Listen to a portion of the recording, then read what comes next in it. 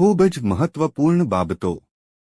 1. નાશપતી ધુલનશીલ અને અધુલનશીલ ફાઇબરનો એક ઉત્તમ સ્ત્રોત છે, જે પાચન તંત્ર માટે જરૂરી છે. ફાઇબરમાં કબજિયાત દૂર કરવાના ગુણ છે.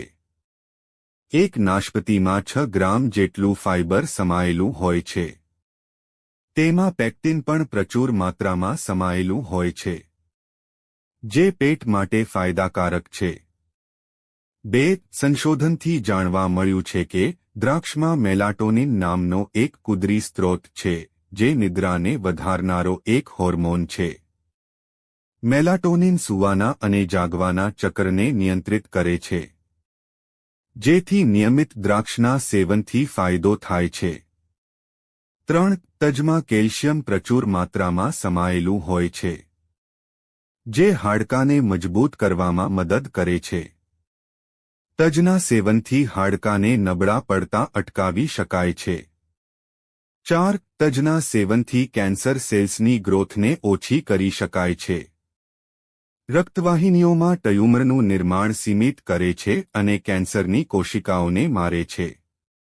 5. બદામનું તેલ લગાવવાથી ચહેરો ચમકી ઉઠે છે.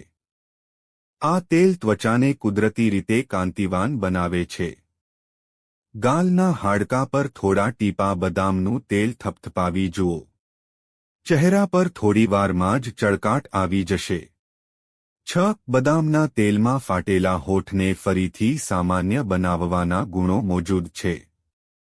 7. દહીંમાં અજમો ભેળવીને ખાવાથી કબજિયાતની તકલીફ દૂર થાય છે. 8. દહીંનું નિયમિત સેવન શરદી અને શ્વાસનળીમાં થનારા ઇન્ફેક્શનથી બચાવે છે.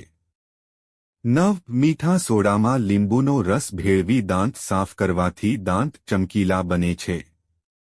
10. વૃક્ષ ત્વચાને કોમળ કરવા 2 મોટા ચમચા સફેદ સરકાને 1 કપ પાણીમાં ભેળવી સ્નાન બાદ છેલ્લી વખત આ ઘોળથી સ્નાન કરવું. આ રીતે સ્નાન કરવાથી ત્વચાના રૂક્ષપણાથી આવતી ખંજવાળ પણ દૂર થાય છે. 11. શેમ્પૂમાં ચપટી બેકિંગ સોડા ઉમેરીને વાળ ધોવાથી વધુ ચળકતા અને મુલાયમ થાય છે. 12. જીવજંતુના ડંખ પર વિનેગારમાં ભીંજવેલું કપડું લાગેલા ડંખ પર મૂકવાથી રાહત થાય છે. જેલીફિશના ડંખ પર પણ આ નુસ્ખો અસર કરે છે. 13. મહેંદીમાં બીટનો રસ ઉમેરી વાળમાં લગાડવાથી કલર વધુ સારો આવે છે.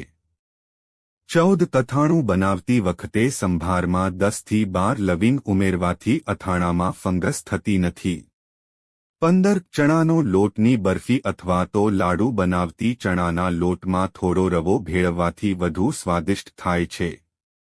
16. ચણાનો લોટના પકોડા બનાવતી વખતે તેમાં અથાણાનો સંભાર નાખવાથી વધુ સ્વાદ આવે છે.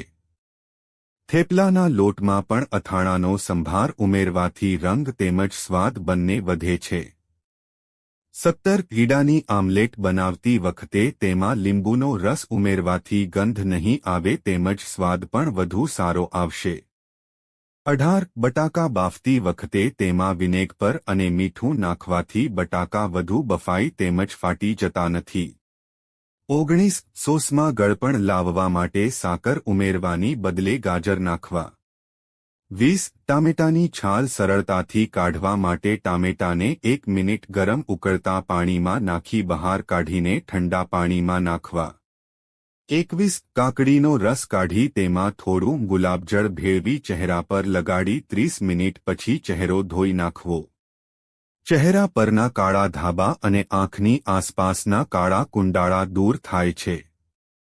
23. મોંમાંથી દુર્ગંધ આવતી દૂર કરવા માટે સવારના નયા કોઠે ઓછામાં ઓછા 5 ગ્લાસ પાણી ગટગટાવી જવું.